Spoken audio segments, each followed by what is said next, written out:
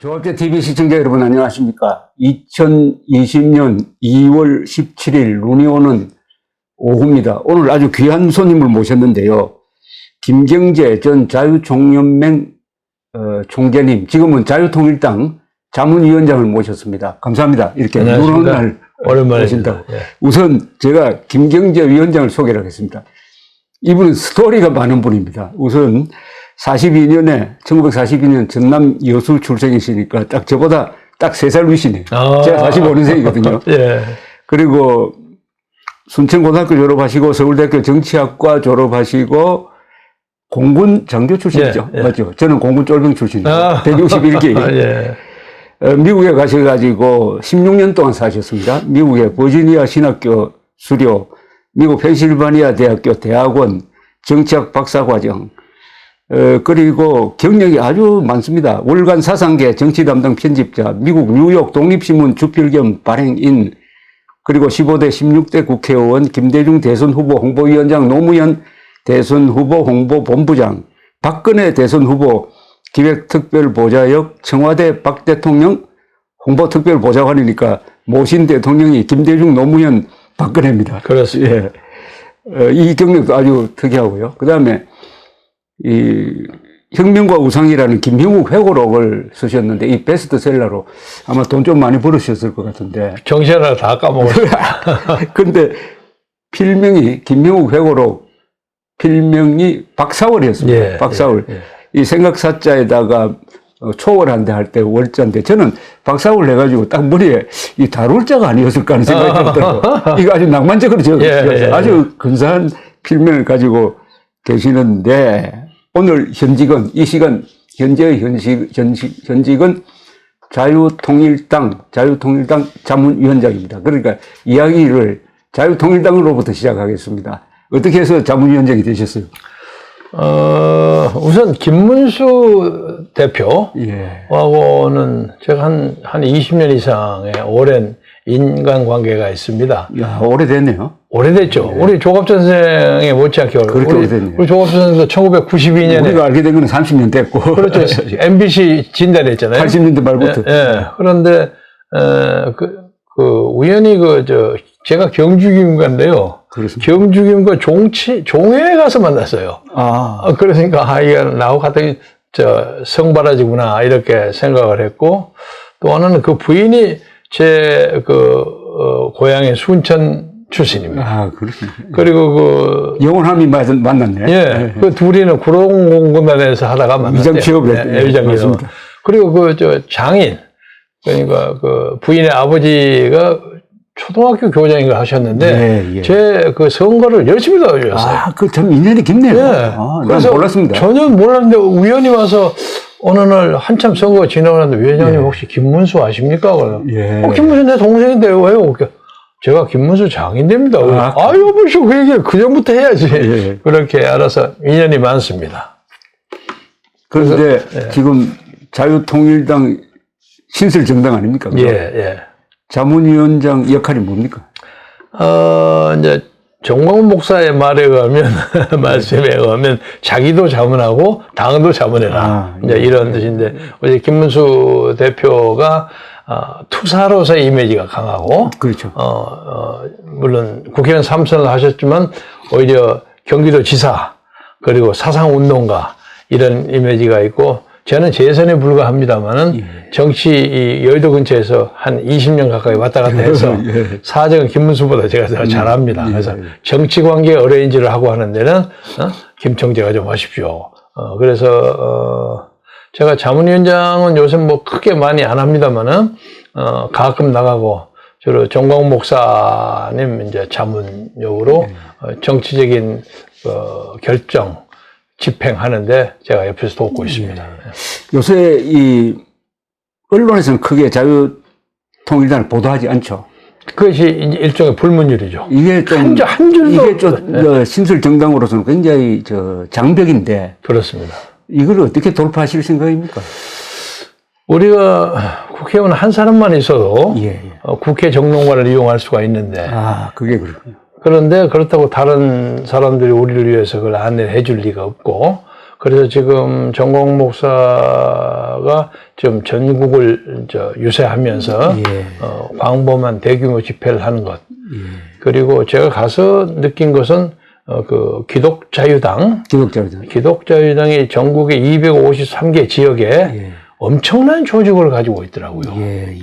그리고 거기에 그 담당자가 다 있습니다. 목사님이 주로 있는데 제가 그 목사님들과 사모님들 모임에 가서 강연도 한 두어 번 한 적이 있는데 굉장히 단단한 조직이 있습니다. 단단한 조직. 그래서 예를 들면 무슨 뭐 경선대회 뭐 이런 거 다른 사람하고 붙으면 우리가 질 자신이 별로 없습니다. 그래서 현재로는 지금 이 문재인 정권 하에 봉합된 언론 체제에서는 우리가 굉장한 불이익을 당하지만 오히려 그것이 역설적으로 우리에게 조직을 강화, 확대시키는데 분발제가 된다고 생각합니다. 자유통일당 딱 이야기가 나오면 두 가지로 의견이 딱 갈리는데 하나는 기다리던 선명한 이념 무장 정당이 나왔다고 환영하는 사람이 있고 야 이거 보수 분열 아니냐 이렇게 이야기하는데 거기에 대해서 어떻게 생각하세요? 이제 첫 번에 말씀하신 것은 감사히 고마운 격려를 받고요. 두 번째에 대한 제 그 답변은 이렇습니다. 지금 우리가 나오기 전에 이 나라의 보수가 과연 통합됐느냐 분열됐느냐. 그렇죠. 분열돼 있었잖아요. 그러니까 완전히 일사불란하게 통합이 되고 뭐 잔챙이가 좀 있다고 할지라도 큰 덩어리가 통합이 됐다면 우리가 나오는 것은 분열을 얘기하는 건데 엉망진창이 되어 있으니까 우리는 그것을 통합시키기 위해서 갔다. 그리고 그것에 자극을 받은 자유한국당도 나름대로 통합을 위한 나름대로 모션을 취하지 않았습니까? 최근에. 그래서 경쟁적 어떤 공생관계 이것이 더 큰 통합 그리고 4월 15일 선거를 대비한 더 큰 통합을 위한 상당히 창조적인 발걸음이 된다. 그리고 어떤 경우도 야권이 분열돼서 선거를 망친다는 얘기는 절대 듣지 않겠다 하는 것이 결심입니다. 그러니까 오히려 보수 통합을 위한 자극제 역할을 하겠다. 그렇습니다. 그리고 마지막에는 후보 단일화를 하겠다는 이야기를 정광훈 목사가 광화문에서 계속 하는데 거기에 대해서 어떤 방법이 있을까요? 지금 제가 이쪽에서는 주무자고요. 저쪽은 안상수 의원, 경기 인천지사이신 분, 인천시장 하신 분이죠. 인천시장 현역 국회의원입니다. 그럼요. 사선 의원입니다. 자주 만나고 연락하고 그럽니다. 그런데 대충 이것을 2월 29일 날 3.1절 행사 지나고 난 다음에 이제 3월 26일인가 7일인가 선거를 시작하기 그 직전까지 한 20일 동안, 26일 동안 집중적으로 이제 그 프로세스를 할 예정인데 그 과정에서 준비사항은 이런 겁니다. 그쪽의 공천 후보와 우리의 후보를 경선 과정을 거쳐서 하나로 단일화시키는 겁니다. 그런데 이걸 전국을 다 하는 건 사실상 불가능합니다. 그러니까 대충 생각하는 서울, 경기, 인천 그리고 대구, 경북 이렇게는 경남도 생각하지만 경남은 조금 좀 보류하는 상태고요. 그리고 이제 대구, 경북의 경우에는 쉽게 말해서 거기는 누가 나오더라도 자유한국당 현재인 자유한국당 아니면 우리한테 이길 거란 말입니다. 그렇죠. 그러니까 보수에서 특별히 벗어나지 않습니다. 그렇죠. 그러니까 재미있는 경선을 할 수 있습니다. 그러나 서울, 경기, 인천은 탄력적 적용을 해야죠. 그렇죠. 단 얼마 해갖고 500표 차이로도 당락이 바꿔질 수 있기 때문에 예를 들면 자유한국당 오늘까지는 자유한국당입니다. 자유한국당의 태영호 공사가 나온다는 강남갑 같은 경우에는 만약에 그 사람이 떨어질 경우는 큰일 나잖아요. 그렇죠. 그러니까 거기는 우리는 아예 경선을 붙이지 않는 거죠. 그렇게 그런 예로 우리에게도 또 특별한 그런 예우를 그쪽에서 좀 해주고 숫자적으로는 솔직히 말해서 우리보다 좀 우리가 적어야 되겠죠. 그리고 나머지는 깨끗하게 한번 붙어서 하되 지금 이 다음 제안은 정치적으로 선거관리위원회의 법적인 해석을 받아야 하지만 1, 2등이 나올 경우에 1등은 이번 후보를 나오고 2등은 이 다음 지방자치 선거에서 그 지방자치 단체장으로 나가는데 우선권을 준다. 근데 그 조건 하나는 2등 하는 사람이 내놓고 명시적으로 선거운동을 해줘야 한다는 거예요. 그런 조건을 붙이면 굉장한 붐이 일어나리라고 생각합니다. 그렇게 되려면 자유한국당, 지금은 미래통합당으로 오늘 바뀌는데, 미래통합당과 상당한 신뢰관계가 형성이 돼야 되는데, 과거에는 그런 신뢰관계가 황교안, 정광훈 목사 사이에 있었는데, 지금 조금 소원해진 느낌이 듭니다. 그래서 어제 오후로,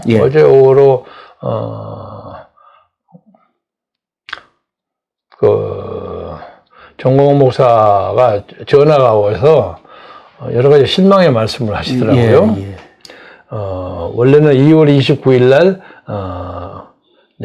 미래통합당이라 하죠. 미래통합당 지도부가 우리 광화문 집회 될 수 있으면 많이 나오겠다 하고 안상수 의원이 나와서 크게 약속을 하고 갔는데 안 의원이 전화가 와가지고 이게 아직 확정이 되지 않고 좀 애매하고 하기는 하되 따로 그 전에 이렇게 추락 하나 해가고 하는 식으로 그렇게 하려고 하는 듯한 움직임이 있어서 정광훈 목사가 상당히 실망하더라고요. 그래서 그 얘기는 안상수 의원이 저한테 해야 하는데 제가 한번 화날까 봐서 그쪽으로 간 거예요. 그래서 조금 있으니까 안상수 의원이 저한테 전화가 왔어요. 전화 와서 설명을 쭉 하더라고요. 그래서 당신들이 그런 식으로 하면 그렇지 않아도 이 당이 보수에서 중도로 자꾸 간다고 해서 소위 아이덴티티의 문제가 자꾸 생기는데 이렇게 하면 엇갈려져 가지고 야권 통합이라는 것이 점점 멀어질 것이 아니냐. 그런 우려를 전달했습니다. 그래서 오늘도 제가 이거 끝나고 난 다음에 곧 안 의원 만나게 됩니다. 만나게 약속이 되어 있는데 어떻든 간에 안 의원 본인을 저는 개인적으로 신뢰합니다. 그래서 끝까지 우리 둘이가 통합 과정에서 역적이 소위 말해서 역적이 되지 않도록 최선을 다하자. 그런 신뢰는 가지고 있습니다. 그렇게 되려면은 지금 이제 여론조사를 막 하기 시작을 했는데요. 그러니까 정당 지지도가 굉장히 중요하지 않겠습니까? 지금은 아직도 여론조사에서 자유통일이라는 이름을 끼워 넣지 않고 한단 말이에요. 그런데 대충 보면은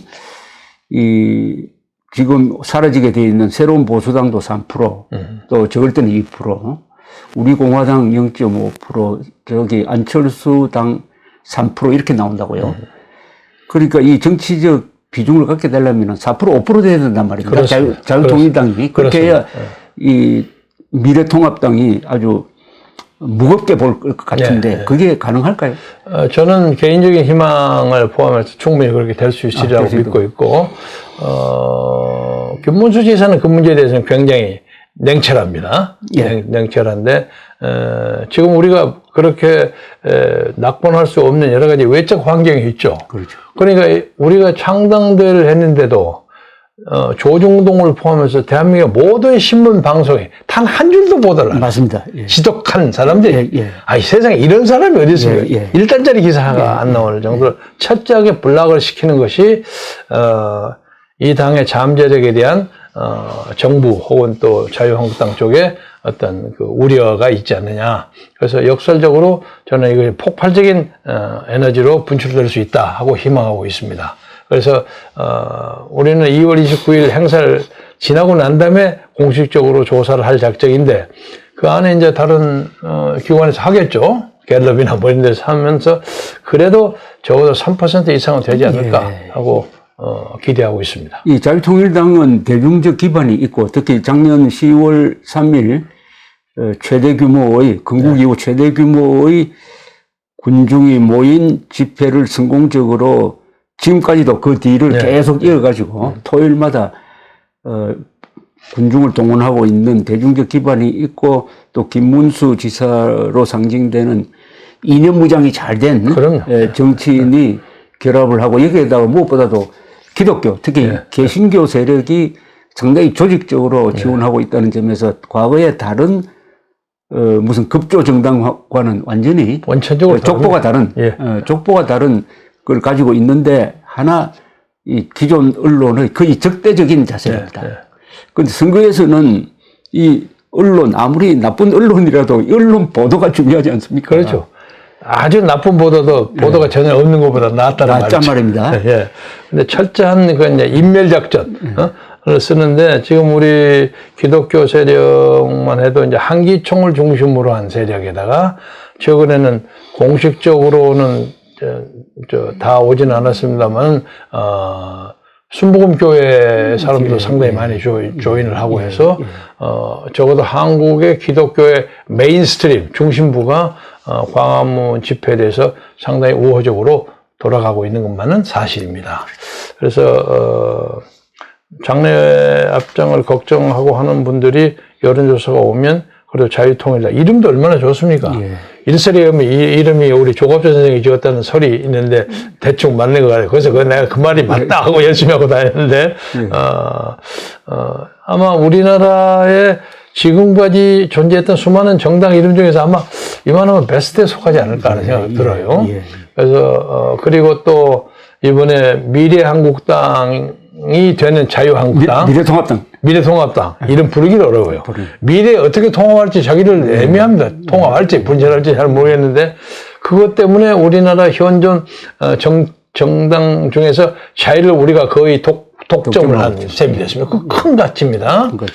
그리고 미래통합당 자체에 오늘 발족하는 것을 악담을 해서는 안 되겠지만 그 미래라는 것에 유승민의 흔적이 그림자가 어른 거린단 말이에요. 이건 중도로 간다는 뜻 아닙니까? 어떤 거죠? 구체적으로 말씀드리면 유승민 그림자라고 불리는 그러니까 무슨 사회 보장 정책이나 이런 문제에 대해서 좀 더 진보적이고 개혁적인 그런 것을 지향하는 거죠.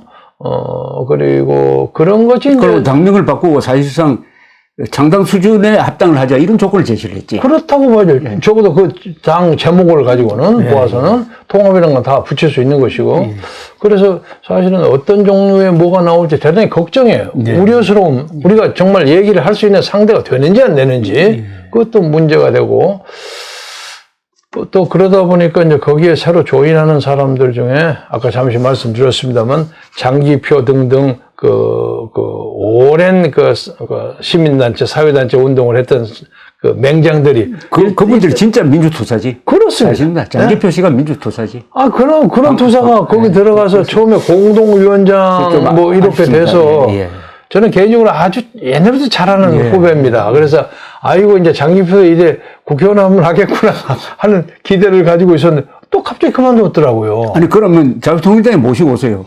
그래서 모셔와야죠. 당연히 모셔와야죠. 그래서 이제 우리 사실은 시민단체가 소위 떼거리라고 하면 웃을지만 그 숫자가 한 1000몇백이 되잖아요. 그 중에 이번에 소위 신설 미래통합당 쪽으로 조인한 척 하는 사람들이 이름으로 한 200여 개. 근데 거의 철수를 다 해버렸어요. 들어간 것이 이현주하고 이준석 정도예요. 그래서 그냥 통합을 한다는 명목은 붙이고 그냥 자기의 기득권을 잘 이렇게 포장하고 페인트를 다시 칠한 것 같은 신장 기업하는 그런 느낌이 들어요.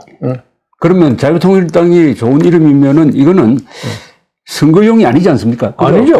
그 이름 그대로 자유통일 때까지 그럼요. 이끌어야 할 일종의 좌파적 용어로 이야기하면 뱅가드 정당인데 우리는 쉽게 말해서 자유민주주의로 통일한다는 뜻입니다. 그렇죠. 그런 뜻입니다. 그러려면 이름 값을 할 거라고 생각을 합니다. 이런 거 해야 그런데 하나 국민들이 조금 헷갈릴 부분이 그 기독자유당입니다. 기독자유당과 그럼 자유통일당 둘 다 산파가 정광훈 목사처럼 돼 있는데 이 관계를 어떻게 조정을 합니까? 그거는 이제 정광훈 목사의 목입니다. 목인데 지금 대충 우리가 생각하기는 자유통일당은 정치적인 그러니까 지역구를 노리는 그 정당이고 기독자유당은 전국구 그 비례대표 그것을 노리는 것처럼 이렇게 떨어져 있습니다. 그런데 앞으로 그것이 어떻게 조정될까 하는 것은 이 미래한국당과의 교섭에 따라서 그렇게 될 수 있습니다. 그런데 현실적으로는 자유통일당이 지지율이 4% 5% 되면은 지역구보다는 비례의석 차지하는데 중점을 줘야 되는 거 아닙니까? 그렇습니다. 그러면은 기독자유당과 그러면 기독자유당 그렇게 될 경우에는 조정이 필요할 것 같은데 기독자유당을 비례의석으로 사용하고 이건 뭐 제 개인 의견입니다. 아직 공식화된 건 아니니까 하고 우리 자유통일당은 이름을 통합하거나 그럴 일은 없고 거기에 우리가 필요한 탁월한 후보들을 저쪽과의 그 협상 속에서 예를 들면 김문수 같은 사람 이런 사람들의 김문수가 출마하는데 저쪽에서 출마를 안 시키는 그런 정도의 배려는 할 수가 있고요. 옛날 제가 그 정몽준 노무현 단일화 할 때 예, 예, 제가 국민 경선위원장을 했습니다. 예, 예. 그리고 그 여론조사 가지고 조정하고 그 러브샷하고 뭐 하는 걸 그걸 주도했는데 이해찬하고 같이 했죠. 근데 그때 어떤 것을 했느냐면 그 한참 하다 보면 여론조사가 왔다 갔다 해가지고 차이가 안 났을 경우가 있을 때 그걸 조정하는 방법 이런 것도 또 연구를 해야 하고 기술적인 문제가 많이 있습니다. 그래서 그것은 안상수 의원하고 잘 상의해서 하려고 합니다. 근데 기독자유당, 자유통일당 두 당으로는 국민들을 헷갈리게 만들 가능성이 있습니다. 그러니까 그게 좀 저는 개인적으로는 자유통일당으로 합쳐지는 게 맞습니다. 하는 것이 옳다고 생각하는데 뜻이 같고 그런데 이제 이게 만약에 그럴 경우에는 기독자유당을 없애면 그 비례대표를 자유통일당 비례대표로 붙인단 말이죠. 근데 그걸 동시에 붙이면 헷갈릴 수도 있고 하고 그렇죠. 당시에 그 아까 잠시 말씀하다가 좀 멀었습니다만 제가 국민 경선 후보라는 제목을 붙였어요. 포스터에다가. 그러니까 정당은 달라도 경선 후보. 그래서 그걸 가지고 이제 그때 신한국당에서 반대를 해갖고 선거관리위원회에 노무현 근데 그때 제가 이겼습니다. 그렇죠. 그래서 국민 경선 후보라는 것을 민주당 밑에다 붙일 수 있었어요. 붙였습니까? 그러니까 그걸 붙이면 미래통합당이든 우리 자유통일당이든 그걸 붙이면 이게 이름으로 단일화됐다는 상징이 될 수 있는 거 아니냐 그렇게 봅니다. 그러면은 오늘 출범하는 이 미래통합당 이 이름이 잘 안 나와요. 미래한국당이라고 나오는 수도 있고 또 워낙 이게 당명이 요새 급조된 당명이 많은데 이 미래통합당이라는 명칭이 이제 문제가 전 두 가지가 있는데 자유한국당이라는 좋은 명칭이 있었는데 그걸 없애버리고 특히 자유를 포기한 거 아닙니까? 그리고 이쪽은 새로운 보수당이었단 말이에요. 그 말도 좀 안 맞는데 거기서는 보수를 없애버리니까 자유도 없애버리고 보수도 없애버리고 만든 정당 이름이 미래통합당인데 그들이 지향하는 미래는 도대체 무엇이에요? 뭔지 모르죠. 그러니까 가치 지향 항상 정당에는 민주, 자유, 공화 이런 가치가 들어가야 하는데 그건 또 국민에 대한 의무입니다. 그죠? 우리는 정체성이 이거다 하는 것을 떳떳하게 밝혀야 되는데 미래통합당이라고 해놓고 통합당은 과거에 한국에서는 거의 다 좌파 정당이 통합당이라는 이름을 지었습니다.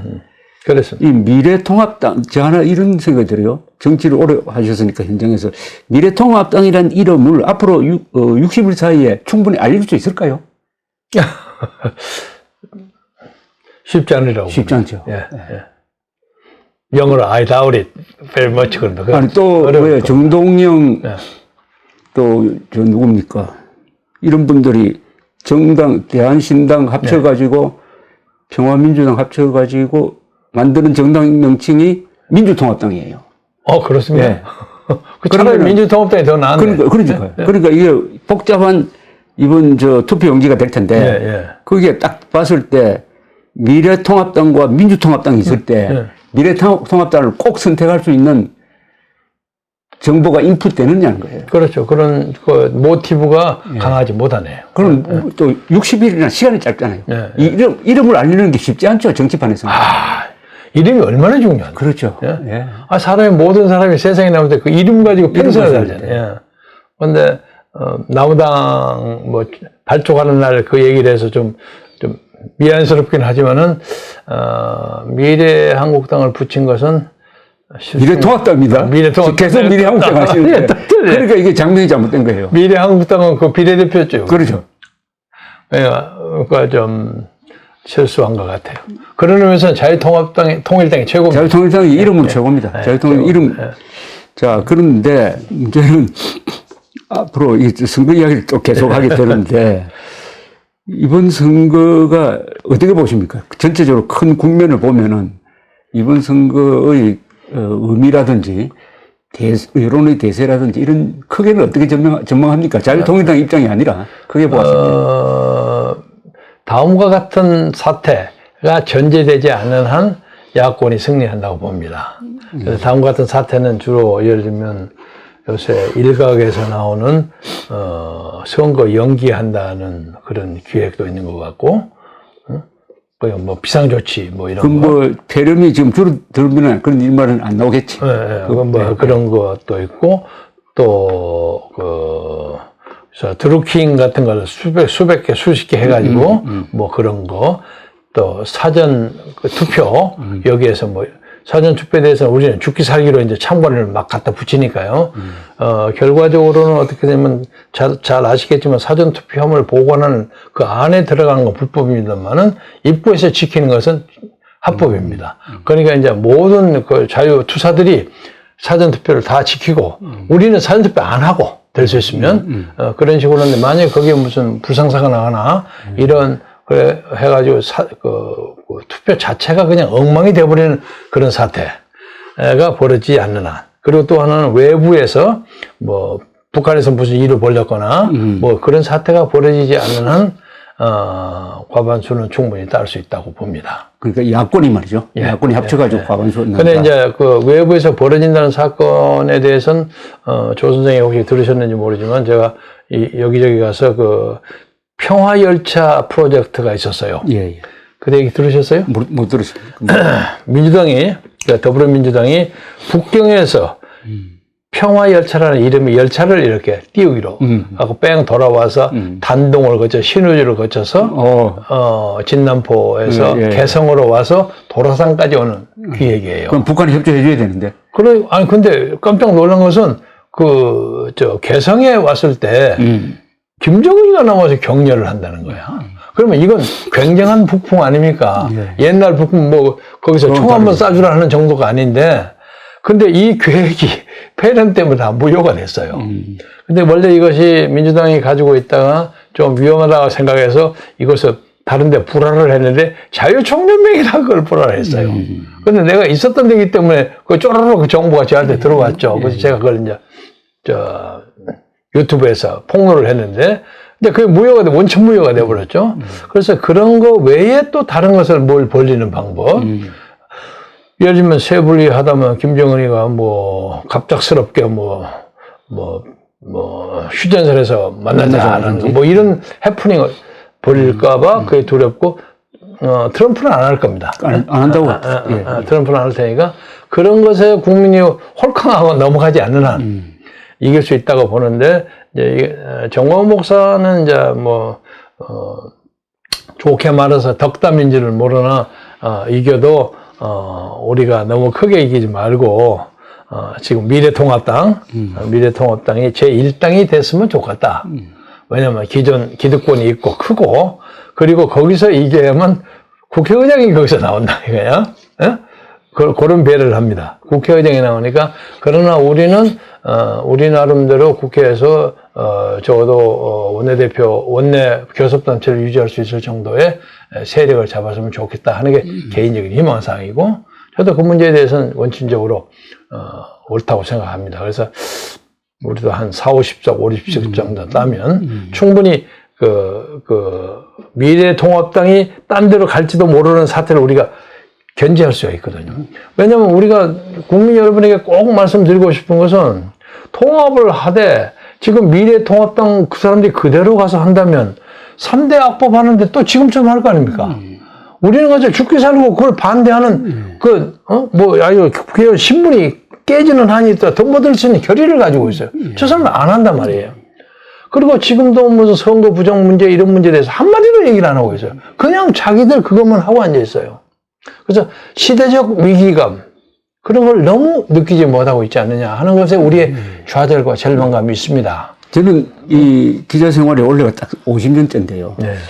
그리고 이 선거를 가깝게 본 게 한 3, 40년 되는데, 대선은 누구나 다 알 수 있었지 않습니까? 그죠? 내일 투표. 누가 당선된다 하루 전에 다 알잖아요. 그죠? 다만 97년 대선 때 30만 표로 결정되는 거. 그렇죠. 그때하고 2002년 대선 때 50만 표로 결정될 때는 사실은 보기 어려웠죠. 함부로 보기 어려웠지만 다른 건 다 알 수 있었고. 그런데 총선은 대충 예상이 안 맞아요. 특히 정치부 기자의 예상이 안 맞아요. 신민당 돌풍이 일어나. 그러니까 85년 2.12 총선 때 급조된 신민당이 제1 야당 20일밖에 안 걸렸어요. 그렇죠. 예. 그때는 선거 운동 자체가 하나의 혁명적 분위기였거든. 그렇죠, 그렇죠. 예. 그래서 이게 그동안 신군 부통령 이후 전두환 정권 군부 이후에 눌려 있었던 한 5년 동안 눌려 있었던 분노가 대폭발한 거라. 예, 예. 그러니까 결정적 선거가 되었고 그 뒤에 선거 몇 차례도 예상대로 안 가더라고요. 그래서 이번 선거도 저는 지금 제가 생각하는 것과는 다른 이변이 일어날 거로 봐요.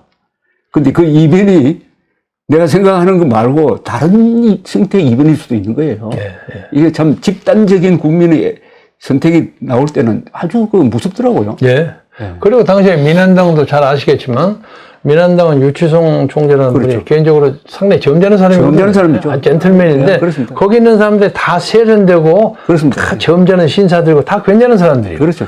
그에 비해서 이미로는 이분 제가 돌아가셔서 깎아내리려고 한 거 아니라 촌노인 같고 그렇죠. 털털하고 저 사람이 뭐 민주주의를 알겠나 이렇게 애매했잖아요. 그런 사람들이 잡잖아요. 종로에서 꽉 대고. 그렇죠. 그러니까 이 정치라는 건 정말 총선거, 국회의원 선거라는 건 모릅니다. 그래서 이 총선 앞에서는 겸손해야 되겠다는 생각이 들어요. 그렇습니다. 함부로 이야기하는 게 아니다. 예, 그렇습니다. 그래서 뭐 자유통일당이 만들어진 걸 잘못 만들었다든지 하는 이런 훈수 자체가 건방진 거예요, 사실은. 그런데 다만 지금 현재의 여론 구조 또한 냉철하게 봐야 되는데 지금 여러 여론조사에서 갤럽이 뭐 저는 신뢰성이 그래도 있다고 보는데 구자유한국당과 민주당 차이가 10%포인트 이상이 나고 문재인 지지율은 40%대란 말입니다. 그런데 그 내용을 보면은 이 정권의 양대 지지축이 있잖아요. 호남 그리고 화이트 칼라 아닙니까? 사무실 근무자. 화이트 칼라가 정권 지지로 돌았다는 게 아주 큰 겁니다. 그런데 화이트 칼라가 전체 인구의 30%라고. 30%. 이 기술적으로 합치면 호남이 25%, 30%, 55%라고.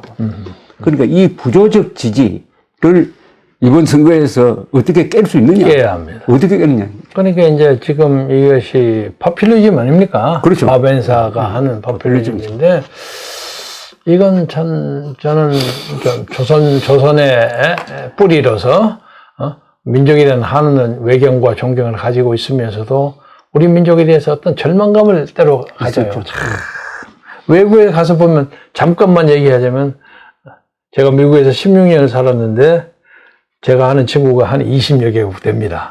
중국, 미국, 일본을 포함해서 그냥 막 에집시안, 아르메니안, 뭐 프랑스 많은데 한국 사람들이 가장 단결을 잘 못하고 분열해서 1등이 단결을 하다고 하고 제게 개인적으로 신용을 해갖고 이렇게 소위 사기치거나 그래도 유일하게 한국 사람이에요. 나 같은 가난뱅이 신문쟁이 민주운동가에게도 그러니까 사색당파의 그 가락이 지금도 다 남아있어요. 지금 우리나라 이 정당도 사색당파 아닙니까? 대북, 소북, 뭐 대윤, 소윤 이런 거 앉아서 이것을 참 위대한 지도자가 나와도 잘 감당을 못해요. 이승만 정도는 나와야만 이게 가닥을 잡는데요. 그리고 그 사이에서 얼마나 많은 사람이 희생당하고 그랬습니까? 그래서 이번에 저는 개인적으로는 정광훈 목사라는 분이 여러 가지의 거칠고 야인과 같은 기질가 있음에도 불구하고 어떤 선지자적인 모습이 있어요. 확실히 있습니다. 그리고 다른 건 다 그만두더라도 우리 5,000년의 역사 동안에 이렇게 많은 군중을 일시거에 동원해 본 사람이 일찍이 없었어요. 없었습니다. 앞으로도 후보도 아마 어려울 겁니다. 전부 후무하다고까지는 얘기할 수 없지만 그래서 그 양반의 그 목숨을 내 던지는 그 투착한 정신 이것이 이 역사의 새로운 전기가 만들어진다고 그렇게 믿습니다. 그래서 제가 저는 지금 사실은 나이도 그러고 정치적으로도 이해찬이가 저를 묶었잖아요. 그래서 신경도 안 쓰고 저는 본업을 건방지지만 본업은 글쟁이라고 생각하는 그런 입장에 있는데도 정광훈 목사가 저렇게 나서는데 내가 얼마라도 거기에 돕는 것이 시대적인 요구 같다 하는 생각을 가지는 거예요. 그래서 나는 많은 국민들이 상당히 정광훈에 대해서 관심을 많이 가지고 그래서 그것이 표나 대중적 지지로 나타나지 않을까. 그렇게 기대하고 있습니다. 예. 자, 그런데 이번 선거에 또 지금 숨어 있는 쟁점 하나가 탄핵입니다. 탄핵. 예, 예. 이 탄핵 때는 우리 자유총연맹 현직 총재였지 않습니까? 그리고 아니, 탄핵 때. 난 탄핵 때, 당시에는, 그랬군요. 맞죠? 그랬군요. 예. 청와대 물러나서 제가. 그래도 탄핵 반대 시위에 그럼요. 나와가지고 그것 때문에 제가 이제 재판을 받았죠. 강연을 많이 하시고 했는데, 이번 선거에서 지금 이 미래통합당은 탄핵을 덮자고 하고. 그렇죠. 근데 어떻게 생각하십니까? 이 여당 쪽에서 탄핵을 덮자는데 동조할까요? 아니면 탄핵을 가지고 물고 들어올까요?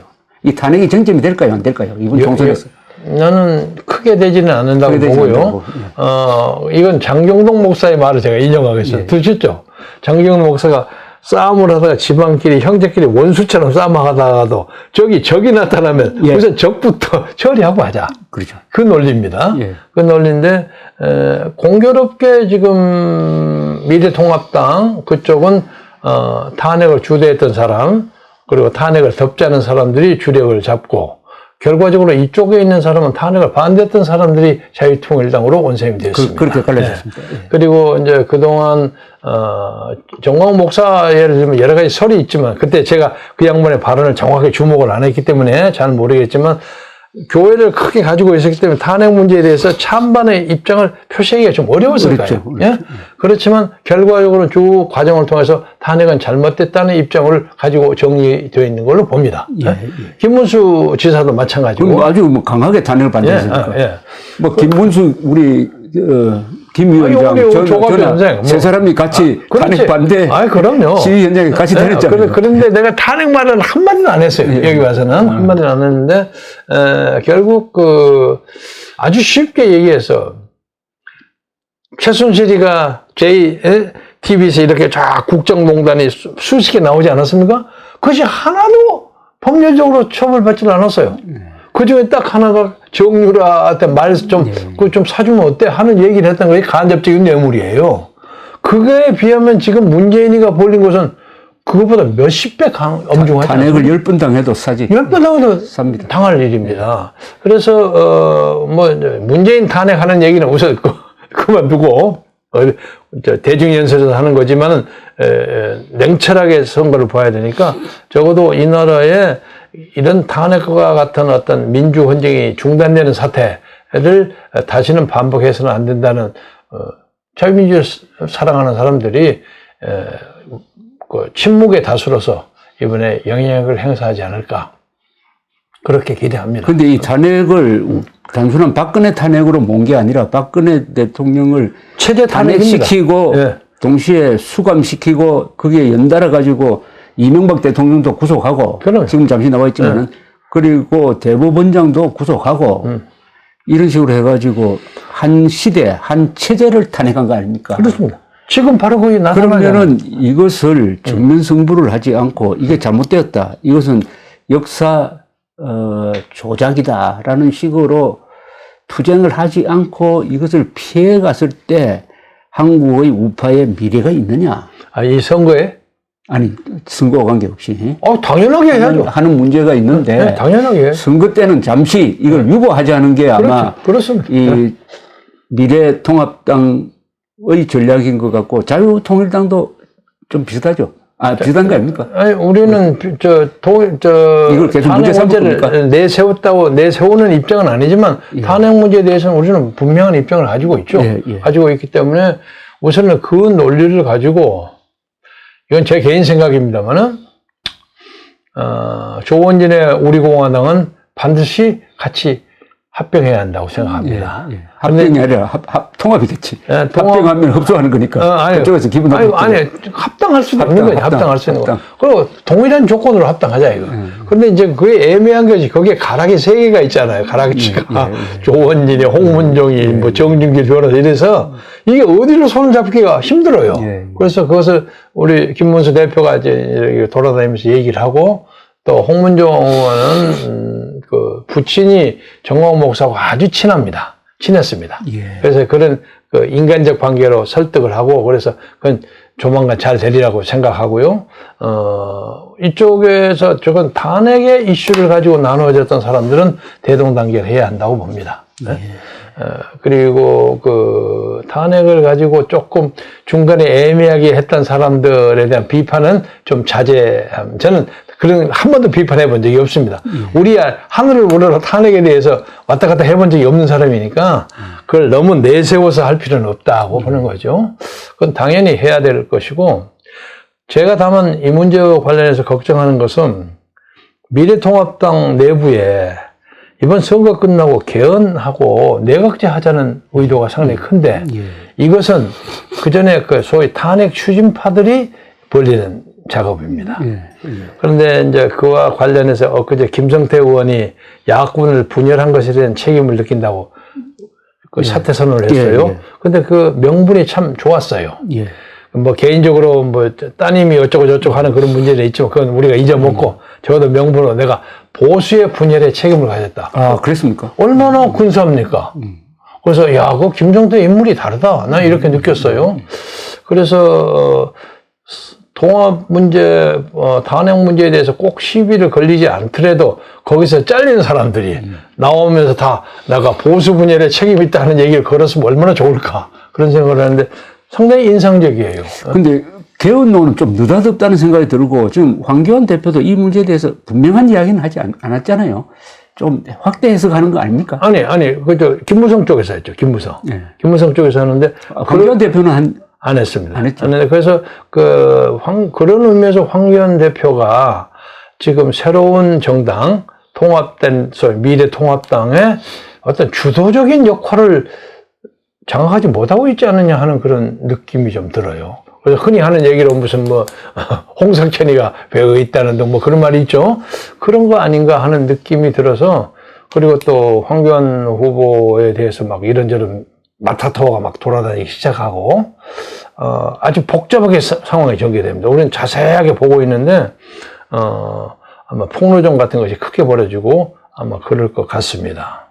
근데 오늘 최보식 인터뷰에 황교안 대표가 자신은 무법왕 문재인과 싸우겠다. 당연히 이낙연과 싸우는 게 아니겠다. 당연히 그렇게. 그 설정은 아주 좋았다고 봅니다. 제가 얼마 전부터 그랬어요.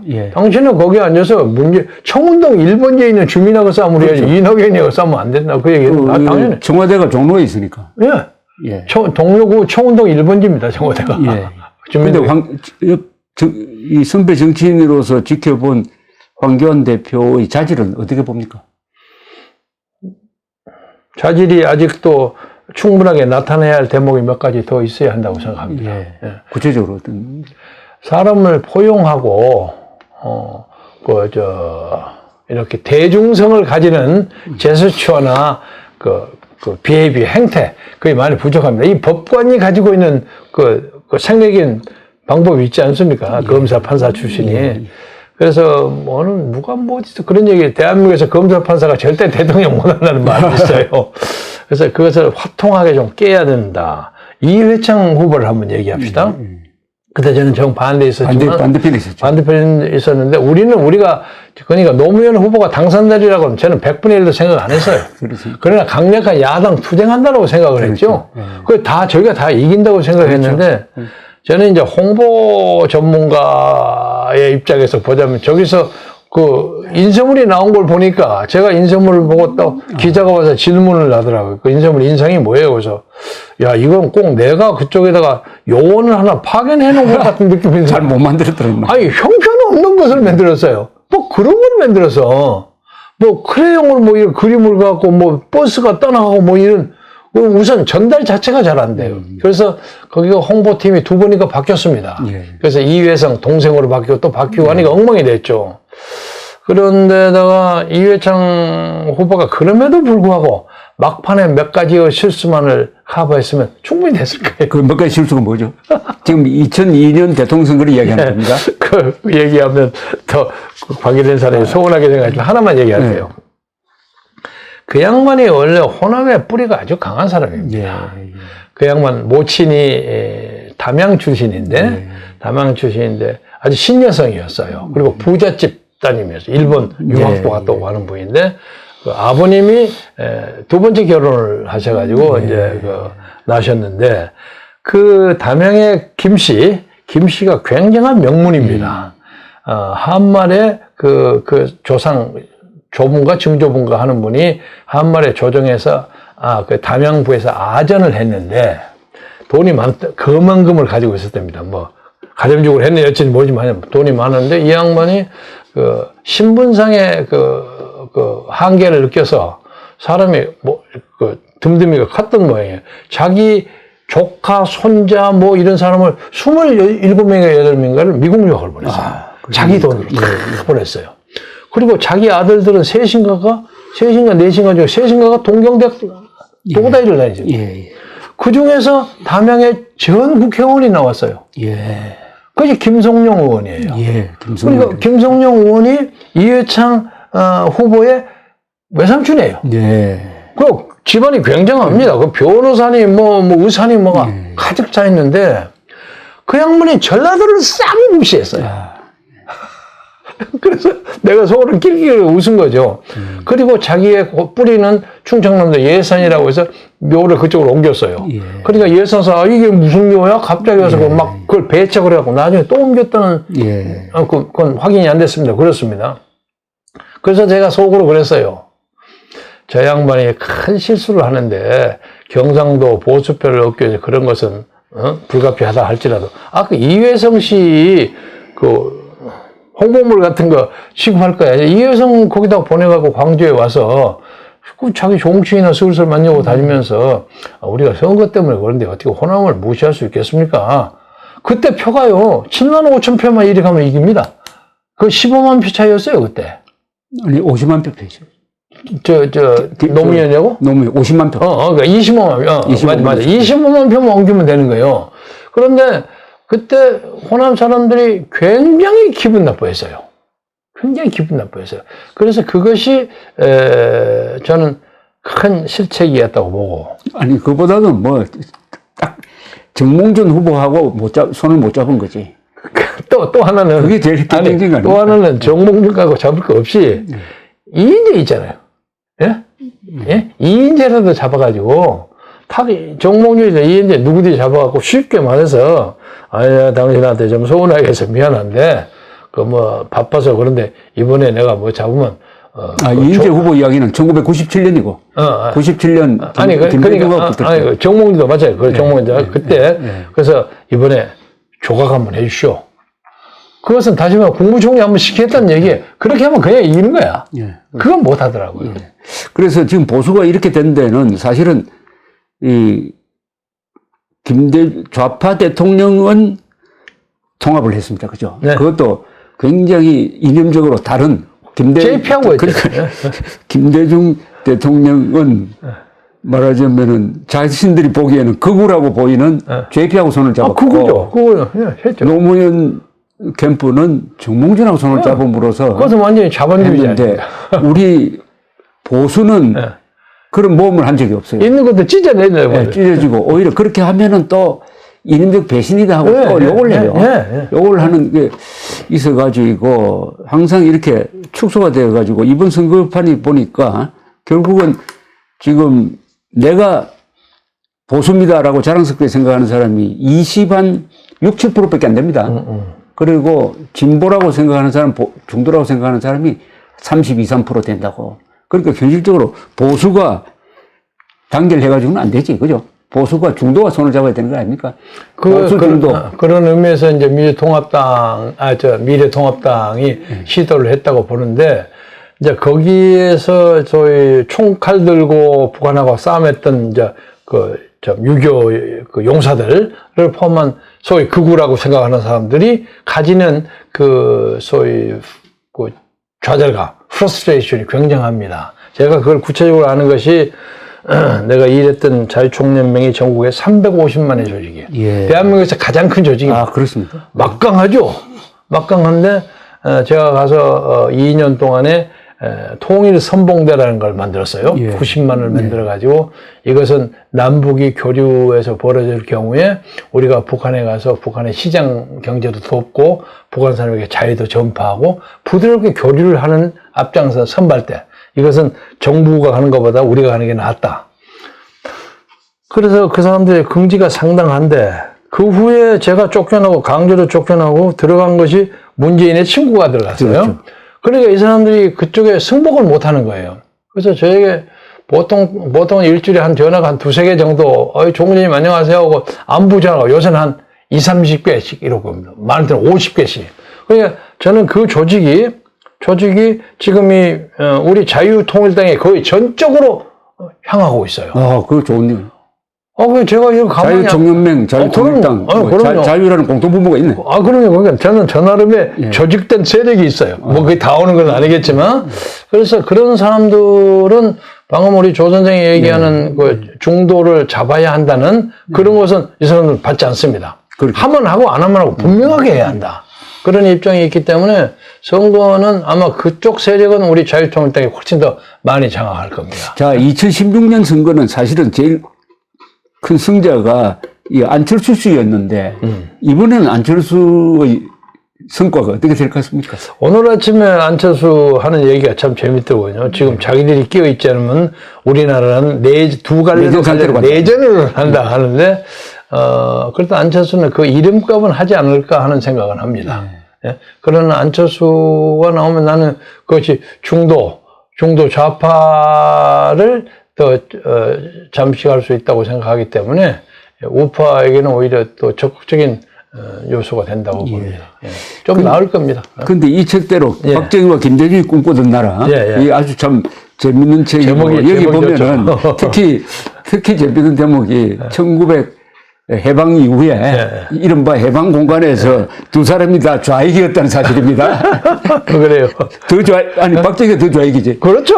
여기 좀 엉성한 좌익이. 남로당의 보섭이 됐거든. 남로당의 보섭이 됐고, 그래가지고, 숙군 수사 때 붙잡혀가가지고, 목숨을 잃을 뻔 했잖아요. 130명 불고, 그러니까 백선엽 장군이 구하지 않았으면, 처형당했죠. 사형장을 이슬로 사라졌고, 김대중 씨도 좌익정당에 들어갔다가 이렇게 됐는데, 두 사람이 나중에는 완전히 갈려가지고, 박 대통령은 우파로 전향을 하고, 그런데 우리 김대중 전 대통령은 끝까지 좌파적 성향을 유지한 분 아닙니까? 이 양반이 내용에서 나왔지만 이 양반은 진짜로 좌파 운동을 제대로 해본 적이 별로 없는 사람이에요. 이 양반이 신민회를 했어요. 신민회. 이 신민회가 여운형 산하 조직인데 자기가 그 일제 때 일본인 선박회사 사원이었어요. 그래가지고 세 번이나 일본 주인이 도망가 버렸어요. 그래서 이제 청산위원회를 120명이가 만들어가지고 자기가 그 청산위원장을 해서 그 배를 자기가 가담해가지고 그걸 먹어가지고 돈을 벌기 시작했는데 그때 했던 것이 그 예춘호라고 목포에 파견된 해군 소위 그 양반을 사귀어가지고 해상 자위대라는 걸 하면서 예춘호를 대장, 자기가 부대장. 그 사람 예춘호 아닐 겁니다. 옛날에 공화당 사무총장 했던 그 예춘호하고. 그 예춘호가 아닙니다. 그 사람이에요. 그래요? 그 사람이 부산에서 국회의원 그런 관계가 있다고요? 그럼요. 그럼요. 그리고 또 재미있는 것은 당시에 해방 직후에 목포 경찰서 정복과장이 정동채 의원의 아버지입니다. 그리고 헌병대 파견관이 박상철이라고 자기 경호실장에 있던 사람. 그래서 맨날 그 양반이 해방 직후에 저녁에 맨날 술을 샀다는 거예요. 그래서 신라의 달밤만 부르고 있는데 이 양반은 6.25 때 장사만 했습니다. 장사를 해서 자기 어머니가 사준 쌀 가지고 부산에 가서 쌀 팔아가지고 흰 옷 입고 폼 잡고 그때 이희호 여사도 만나고 그랬어요. 자기가 유부남이면서도 이희호 여사가 전시연합당에서 좀 가난하게 사니까 돈도 좀 지원하고 자기 데이트도 한번 하고 그랬어요. 그런데 자기 부인 차용혜 여사하고 결혼을 했을 때 자기 장인이 민주당 목포시당 부위원장이었어요. 우익이죠, 우익. 그런데 자기 친구 아버지인데 가서 따님 좀 주시오. 그러니까 야, 니 좌익 정당에 있고 하는데 니가 그런 거 하면 돼? 그래서 장당 그만두겠습니다고 신민회를 빠졌어요. 이 양반은 6.25 때 좌익한테도 구속된 적이 있고 우익한테도 구속되고 그랬습니다. 그래서 이 공산주의 활동하는 것에서는 이 양반하고 비교가 되지 않습니다. 엉성하게 했습니다. 근데 그 후에는 이제 한민통 같은 거 할 때 나도 한민통에 많이 했으니까 한민통에서는 한민통 좌파가 배동호 등등 있었죠. 그러니까 돈이 없고 하니까 그쪽에 좀 경도하고 그런 것은 사실이고 미국 한민통은 우익입니다. 철저한. 그리고 일본 한민통은 좌익이고. 그래서 한때 1980년에 김대중 구출 긴급 국제회의를 동경에서 했는데 윤희정이도 왔고 임창영이도 왔고 미국 대표는 저도 가고 그랬어요. 예, 그런 적이 있습니다. 그때는 이 좌파 우파가 공존하는 상태였습니다. 당시에. 그 박정희 대통령은 자기 형이 말하면 좌파였거든. 박상희 유명한 사람이에요. 그래가지고 저 대구 폭동 때 경찰에 사살됐단 말입니다. 알아요. 예, 거기에 대한 반동으로 이분이 그 주변 또 인물 중에 황태성이도 있고 해가지고 자기 형님의 친구 포섭이 되었지 이론적인 좌익은 아니에요. 근데 저는 우리 김대중 전 대통령은 그런 이론적 기반이 있는 좌파로 봅니다. 글쎄 해방 직후에. 장단점이 있습니다만 그건 잘 모르겠고요. 그런데 보통 보면 이론적 좌파는 전향이 잘 안 돼요. 감정적 좌파는 전향이 되는데. 근데 이 양반이 좌파가 됐던 것은 자기가 만주공관학교를 다니고 황군의 장교였기 때문에 더더구나 조선 독립에 대한 열구가 강했고 그때는 대안으로 나오는 것이 막스 레니니즘이었지 않습니까? 대안이 없었거든. 이승만은 멀리 있었고 그렇기 때문에 그랬을 거예요. 그런데 이번에 자유통일당이 잘한 게 이승만 연구가 1인자인 이영훈 교수, 이영훈 교수를 교육 원장으로 모셨대요. 예, 그렇습니다. 더구나 또 광화문 광장을 이승만 광장으로 부르자. 그 취지에 딱 맞게. 그 김태호도 나왔고요. 그런데 이승만 학교 다닐 때 4.19 세대 아닙니까? 네, 4.19 때 1학년입니다. 그러니까 4.19 때 이승만을 규탄하는 입장이었는데 언제부터 이승만을 높게 평가하게 됐습니까? 그것이 이제 박정희 대통령 덕이라고 봐야죠. 역설적으로는. 제가 이제 여러 가지 이유 때문에 물대 근처에서 대모 왕초 노릇으로 그냥 추앙을 받게 돼, 추대를 받은 거예요. 근데 저는 사실은 대모 묵기가 별로 아닙니다. 근데 약간 제가 무슨 유명세가 좀 있어가지고 김경진을 끌어야만 집회가 된다 해서 끌려다니는 거예요. 끌려다니다 보니까 괜히 왕초가 된 거죠. 그러나 이제 중앙정보부 쪽에서는 제 사상을 의존하지 않았습니다. 왜냐면 그렇지 않으면 내가 공군 장교를 할 수가 없으니까. 그렇죠. 그리고 난 다음에 미국을 가려고 하는데 장학금을 받아가지고 어디를 가려고 하니 여권이 콱 안 나와 버렸어요. 그래서 내가 이제 당시에 우리 사회학과 선배, 내 직계 선배는 아니지만 그 양반이 중앙정보부에 근무하면서 왜 내가 안 나오냐. 당신이 좌익으로 돼 있기 때문에. 나 좌익 한 적이 없다. 나는 민통에 들어간 적이 없고, 난 가서 세미나를 많이 참석했지만 내가 가입을 해본 적이 없어요. 그리고 2년 후에 그게 좀 풀렸어요. 풀려서, 미국을 갔는데, 미국을 가자마자 한 1, 2년 사이에 여권이 딱 취소돼 버리더라고요. 그러니까 완전히 무국적자가 돼서 살다 보니까 16년을 살게 됐는데, 한참 살다가 보니까 미국 국회를 많이 들락거렸어요. 맨날 그 국회 앞에서 데모하지 않습니까? 삐라 뿌리고 어쩌고 하는 거야.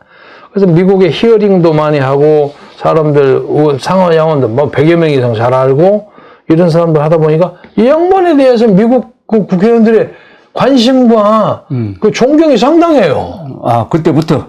그때도 박정희. 그래서. 독재제로 안 봤다 이거지. 그래서 소위 개발 독재라는 말이 있었잖아요, 당시에. 개발을 하기 위해서 약간의 소위 정치적 강제, 폴리티컬 코어션이 필요하다는 그런 입장이에요.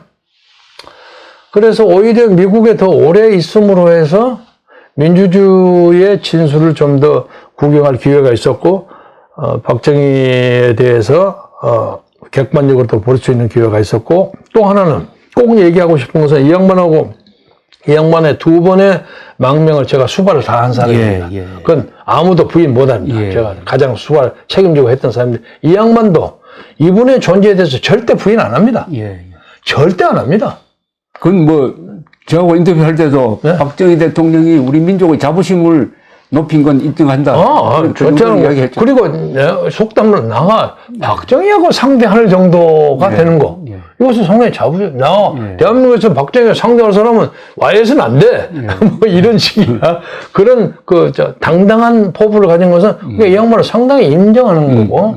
내 책도 졸작 책도 그걸 보면 주인공이 김대중과 박정희입니다. 거꾸로 말해서 박정희 아니면 김대중인데.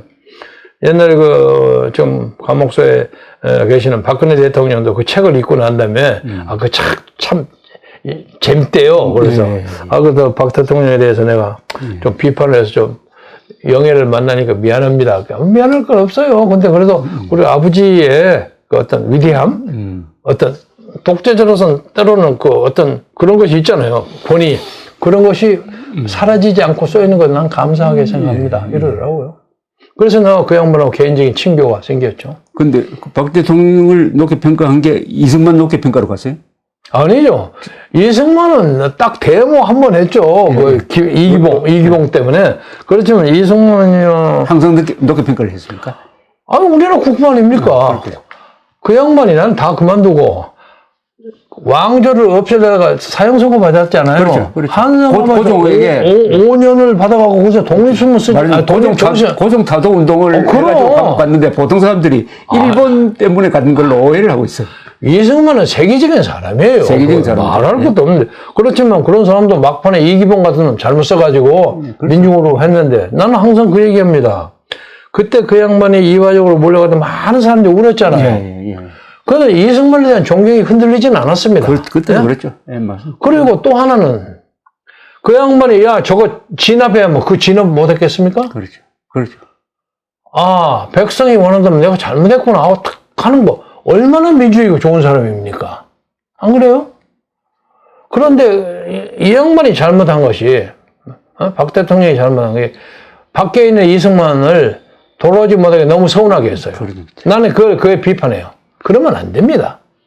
얼마든지 이유 붙여갖고 다시 모셔서 이화정에 앉아서 거기서 생애를 끝마치게 했어요. 이승만이 잊혀진 존재가 된 게 박정희 대통령 18년 사이에 18년 사이에 이승만 대통령이 너무 없애버렸어요. 잊혀진 존재가 된 게 너무 없었어요. 그러면 안 돼요. 그러니까 참 아쉬워요. 아니 이 양반의 잘잘못 중에 거의 첫째면 둘째가 거의 잘못입니다. 이거 좋은 말씀입니다. 정말입니다. 아니 그래서 맨날 왜 이승만을 저렇게 묵사발을 맺느냐. 그리고 아니 나라를 만들었던 사람을 하와이의 병상에 앉아서 생각해보세요. 지금 박근혜 대통령 그나마 여기 있지만 많은 사람의 그 응원이 보이잖아요. 그러니까 자기는 냉정하게 보면 절대 고독은 아니에요. 그렇죠? 이승만은 절대 고독 속에서 살았습니다. 나는 그걸 불쌍하게 생각해요. 자, 그런데 그렇다면 자유통일당이 해야 될 여러 가지 일 중에 하나가 저는 박근혜 석방운동이라고 생각합니다. 당연하죠. 당연하죠. 그러니까 석방에서 재판 받자 이거죠. 그럼요. 불구속 재판 이게 말이 안 되잖아요. 그럼요. 거짓과 진실을 맞붙여서 붙이자 이거예요. 붙이자. 나도 이제 당시에 그 양반 특별보좌역을 했다고 해서 나가 재판을 네 개를 받았습니다. 정권 바뀌고 났습니까? 네 번 받았는데. 지금 출마 자격이 있습니까? 없다니까. 없어요? 없어요. 그러니까 그야말로 배구종군입니다. 그런데 우리 친구들은 그런 얘기 하지 말라고 자꾸 그러는데. 그럼 이번에 출마하려고 자유통일당에 들어갔다는 오해는 안 받아요? 전혀, 그러니까 편하다는 거잖아요. 편하죠. 그야말로 배구종군 편하죠. 그리고, 그러니까 아무것도 하고 싶지 않는데, 정광훈 목사가 하는 이 일련의 일을 내가 옆에서 방관자, 바이스탠더로만 있어서는 옳지 않다. 제가 어떤 신조가 하나 있냐면 생활 중에 하나는 모든 역사적 사건에 꼭 현장에 있어야 한다. 좋은 말씀입니다. 그걸 참여자가 되다 이 말씀이죠? 이승만 방관자가 아니라 이승만 때 경무대 앞에서 내 옆에 이 학생이 총 맞아 죽었어요. 맨 앞에 있었어요. 5.16도 벌어졌을 때 그 근처 현장에 있었어요. 그리고 난 다음에 또 재밌고 2학년, 3학년 때는 윤보선 상도 받고 또 박정희 상도 받았어요. 그 박정희 대모 열심히 하고 항상 현장에 있었어요. 현장에 있었는데 이번에 이 격동하는 민주 통일운동, 자유운동에서도 현장에 있어야지 앉아서 멀리 앉아서 손가락질만 하고 하는 것은 옳지 않다고 생각하는 겁니다. 나는 개인적으로 내 고향 사람에게는 오해를 많이 받습니다. 그래서 옛날에 아마 노무현도 자기 고향에서 이렇게 당했을까? 그렇지만 요새는 많이 좋아졌어요. 많이 그렇습니까? 좋아졌는데, 우리 조카들은, 아니, 삼촌, 그거 뭐하러 씁니까?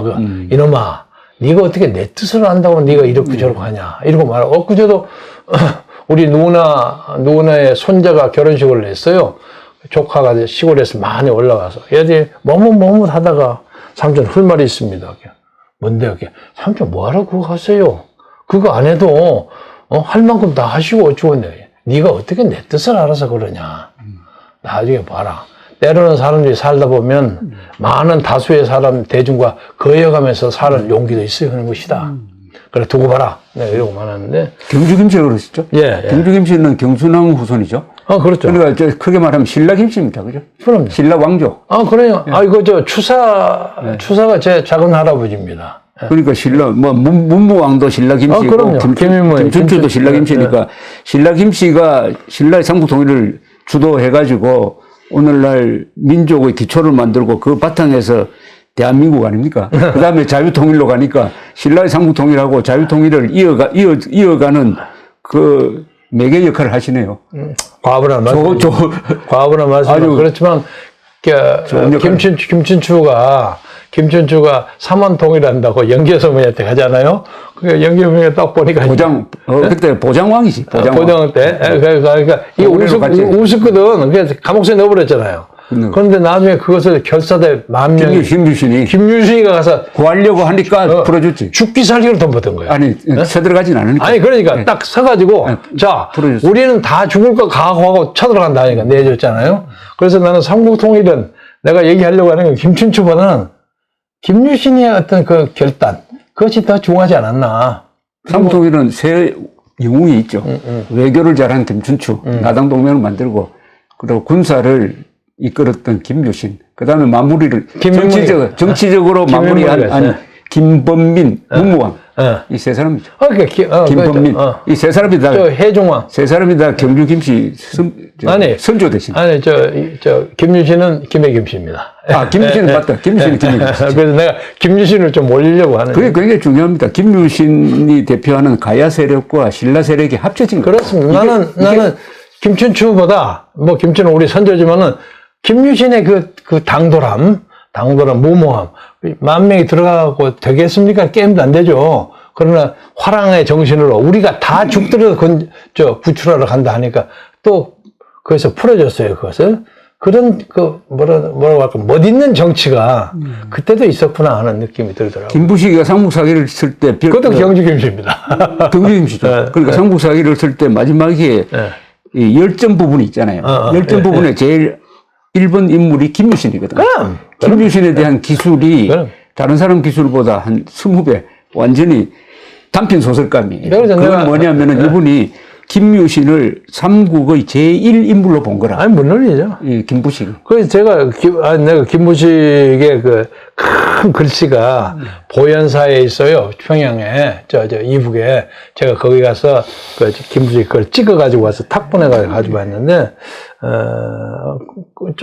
삼국사기에서 김부식이라고 삼국 유사선 김일년. 1년도 경주김씨입니다. 경주김씨가 다 귀족 역할을 했죠. 고려시대 때. 그것은 넘버 2 패밀리 네임이야. 왜냐면 왕조의 평화를 교체해가지고 왕건이가 그냥 이렇게 시켰기 때문에, 그리고 천년 왕국이기 때문에 뷰로크라시가 돼 있잖아요. 그렇죠. 그러니까 이제 다룬 거죠. 그리고 또 하나만 더 얘기하자면 왕건의 딸 중에 낭랑공주가 있었어요. 고구려의 낭랑공주가 두 번째 낭랑공주인데, 그 낭랑공주의 동생이 정종, 광종이다. 그렇죠. 그리고 전부 그 사람들이 다 경주김씨를 아내로 하더라고요. 그러니까 고려 초기는 경주김씨가 판을 쳤죠. 그러니까 신라가 잘 망한 나라입니다. 그렇게 망해야죠. 어떻게 보면 아름답게 망한 나라. 그래서 사람들이 우리 김부 할아버지를 좀 우스운 비겁한 사람으로 생각하지만 나는 그렇게 생각하지 않습니다. 정권의 왕조의 평화적 정권 교체. 그렇습니다. 천하의 대세가 내가 안 된다고 그러는 거야. 그리고 견훤이가 그냥 쳐들어서 왕도 죽여버리고 바꿔버리고 그러잖아요. 안 된다고요. 그래서 차라리 30미를 끌고 가서 왕건한테 갖다 바치잖아요. 그 왕건이가 버선발로 나서 맞이하고. 그래서 그때는 그런 아름다운 왕조 교체가 있었어요. 그렇죠. 그래서 그 모든 것에 드라마 넘버원이 김유신입니다. 예. 그래서 나는 김부식이를 넘버원으로 쓰는 건, 난 그건 읽어보지 않아서 모르겠습니다만. 아이고, 오늘 고맙습니다. 이렇게 이야기가 많은 분입니다. 스토리가 많은 분이니까. 재밌죠. 다음에 만나가지고 또 다른 이야기 합시다. 네, 반갑습니다. 할 이야기는. 자, 네. 컨트롤입니다. 예, 고맙습니다. 고맙습니다. 예.